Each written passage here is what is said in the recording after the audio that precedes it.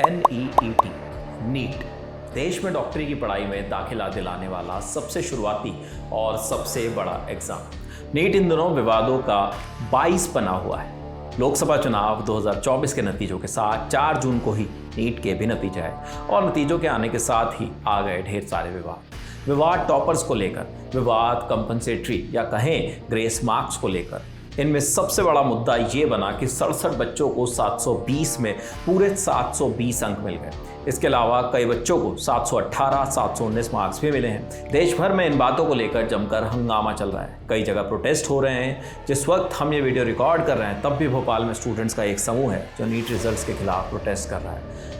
NEET exam को शुरू से लेकर आखिर तक कंडक्ट करवाने की जिम्मेदारी है केंद्र सरकार की, नेशनल टेस्टिंग एजेंसी माने NTA की। अब जब विवाद हंगामे की शक्ल ले चुका है तो NTA के डायरेक्टर जनरल सुबोध कुमार सिंह ने प्रेस कॉन्फ्रेंस बुलाकर इस पूरे मामले पर NTA का पक्ष रखा है। DG सुबोध ने कहा कि ये देश की सबसे बड़ी प्रतियोगी परीक्षा है जो सिंगल शिफ्ट में होती है। लगभग 24 लाख अभ्यर्थी थे और 4750 केंद्र के साथ ये परीक्षा बहुत बड़ी बन जाती है। कुछ केंद्रों पर गलत क्वेश्चन पेपर दे दिए गए, किसी को फटी हुई OMR शीट्स भी मिली थी। ऐसे में केंद्र प्रबंधन इस गलती को ठीक करता है। इसमें जितना भी वक्त ज़ाया हुआ उतना वक्त स्टूडेंट्स को अंत में और दे दिया गया, लेकिन कुछ केंद्रों में ऐसा नहीं हुआ। इसकी वजह से जिन बच्चों को परेशानी हुई वो हाई कोर्ट गए। हाई कोर्ट में हमने बताया कि हम इस मामले की जांच करके उचित कदम उठा रहे हैं। इसके बाद NTA कमेटी ने अपने स्तर पर जांच की और जिन भी बच्चों को कम समय मिला था हमने उन्हें कंपनसेटरी मार्क्स दिए। ये मार्क्स पूरे सुप्रीम कोर्ट के दिए हुए फॉर्मूले के हिसाब से दिए गए। इसकी वजह से कुछ बच्चों को 718, 719 और 720 तक मार्क्स मिल गए। इसके बाद कुछ लोगों ने मीडिया के सामने इसको लेकर सवाल उठाए। हालांकि हमने सब कुछ पूरी जांच करने के बाद सोच समझ कर ही किया। इसके बाद आज तक की पत्रकार मिलन शर्मा ने फिर से एग्जाम करवाए जाने को लेकर DG साहब से सवाल पूछा। इस पर उन्होंने क्या कहा, आप खुद सुनिए। एग्जाम है, इसमें जो इशू आ रहा है ये 6 सेंटर्स और 1600 कैंडिडेट्स का आ रहा है। तो इसमें जो ये इशू आ रहा है इसका हम लोगों ने पूरा एक कमेटी बना के एक्सपर्ट का एनालाइज किया और उनके ग्रीवांसेस एड्रेस किए कि जिससे जो 23 लाख कैंडिडेट्स हैं उनका भी इशू ना हो और जो इतने कैंडिडेट्स हैं उनके भी इशू ना हो। बट टू अले द फियर अगेन कि इसमें किसी को भी वो ना हो, तो NTA हैज डिसाइडेड कि जो एक हमने ग्रीवांस रिड्रेसल कमेटी बनाई थी उसने जो रिकमेंडेशंस दी थी उनको जो है एक हाई पावर्ड कमेटी एनालाइज कर ले। तो एक हमने कमेटी बनाई है। उस कमेटी इनको एक बार फिर से देख लेगी कि जो इनके ग्रीवांसेस थे 1600 कैंडिडेट्स के उनके भी ग्रीवांसेस ना रहें और जो 23 लाख लोगों के मन में हैं कि काफ़ी सारे टॉपर्स आ गए, ये आ गए, तो इनके भी इशूज वो ना हों। तो इस तरीके का निर्णय एक हम लोगों ने लिया है। NTA के DG सुबोध कुमार सिंह ने इस पहलू पर भी बात की कि क्या ये ग्रेस मार्क्स देने से ओवरऑल रिजल्ट पर कोई असर पड़ा है। टोटल स्टूडेंट्स और वो स्टूडेंट जिनको लेकर ये विवाद हो रहा है उन सबकी संख्या को बताकर सुबोध सिंह ने क्या कुछ कहा, आप वो भी सुनिए। इनका जो बच्चों का जो 1563 बच्चों का हमने वो किया, तो इनके जो मार्क्स रिवाइज होके भी कई बच्चों के मार्क्स जैसे नेगेटिव में थे तो नेगेटिव से नेगेटिव में ही रहे, -20 रहे, और कुछ बच्चों के मतलब टॉपर साइड में आ गए। और इनका जो 1563 का है उसमें से 790 बच्चे क्वालिफाई किए। 790 बच्चे मतलब उनका जो परसेंटेज है 50.54% है। जबकि जो टोटल जो 23,33,000 बच्चे अपीयर हुए थे उसमें से 13,16,000 बच्चे क्वालिफाई किए, उनका परसेंटेज 56% है। तो कहने का मतलब जो जिनको कंपनसेशन किया गया है उससे ओवरऑल क्वालिफाइंग क्राइटेरिया में या किसी में फर्क नहीं पड़ा। और जो इनका एवरेज भी है जो बिफोर कंपनसेशन 164 नंबर का था और आफ्टर कंपनसेशन 192 नंबर का था। और जो टोटल 23 लाख लोग हैं उनका जो एवरेज मार्क्स है वो 217 है।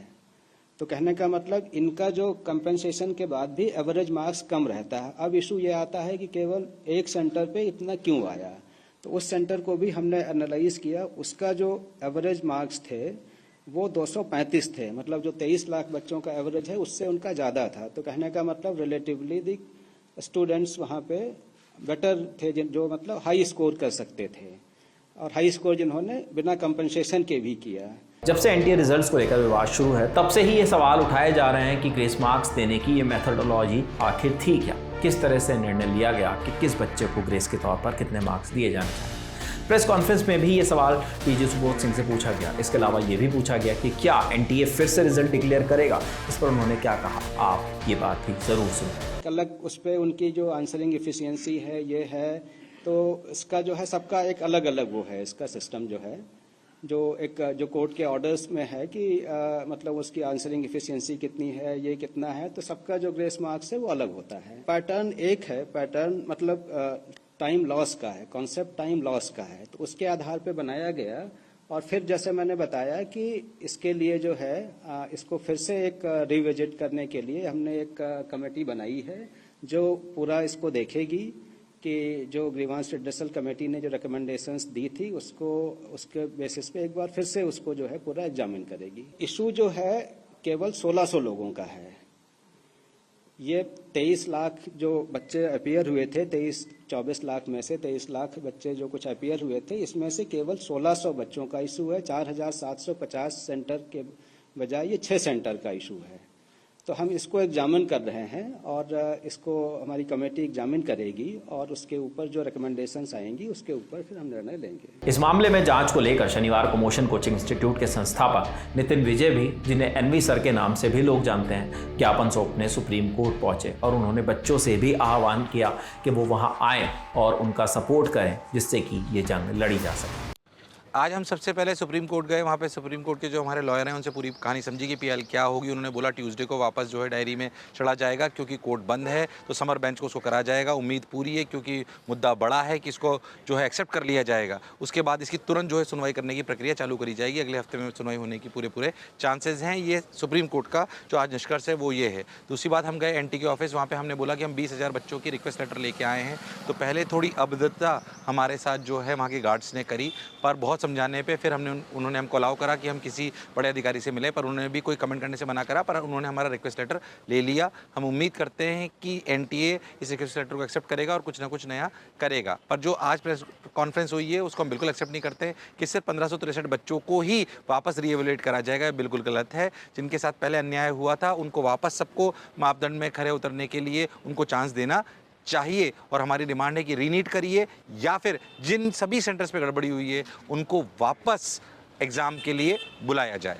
इस पूरे विवाद में कुछ सेंटरों का जिक्र बार बार हो रहा है, चाहे एनटीए डीजी सुबोध सिंह की प्रेस कॉन्फ्रेंस की बात करें या उन स्टूडेंट्स और शिक्षकों की जो नीट रिजल्ट्स की शिकायत कर रहे हैं। ऐसे ही एक सेंटर की बात हो रही है जो हरियाणा में है। इस सेंटर में से 6 स्टूडेंट्स ने टॉप किया है। सभी के 720 में 720 मार्क्स आए हैं। Indian medical association junior doctors network ने भी एक पत्र लिखकर एनटीए के रिजल्ट्स पर अपनी मांगें बताई हैं। नेटवर्क ने इस लेटर पर कहा है कि नीट 2024 में कथित अनियमितताओं की सीबीआई जांच की जानी चाहिए। साथ ही उन्होंने री एग्जाम की भी मांग कर डाली है। 4 जून से अब तक इस मामले पर कई पॉलिटिकल रिएक्शंस भी आ चुके हैं। अब समाजवादी पार्टी के अध्यक्ष अखिलेश यादव ने एक्स पर पोस्ट कर लिखा है, पूरे देश में डॉक्टरी की पढ़ाई के लिए प्रवेश परीक्षा के रूप में ली जाने वाली नीट परीक्षा के रिजल्ट में सैकड़ों अभ्यर्थियों के 100% नंबर आए। इनमें भी एक ही परीक्षा केंद्र से कई लोगों के एक साथ 100% नंबर आना एक बड़ी धांधली की ओर संकेत करता है। भाजपा राज्य में परीक्षाएं अवैधानिक तरीके से प्रश्न पत्र लीक कराने, छद्म लोगों से पेपर दिलवाने, सेंटर की सेटिंग करवाने और रिजल्ट को मैनेज करने जैसे धंधे का रूप लेती जा रही है। अधिकतर परीक्षाओं में लगभग एक जैसा ही घपला होना कोई संयोग नहीं हो सकता। इससे देश का युवा व्यवस्था में विश्वास खोने लगा है। युवाओं की हताशा का मतलब है कि भविष्य हताश है। ये भाजपा सरकार की सबसे बड़ी नाकामयाबियों में से एक है।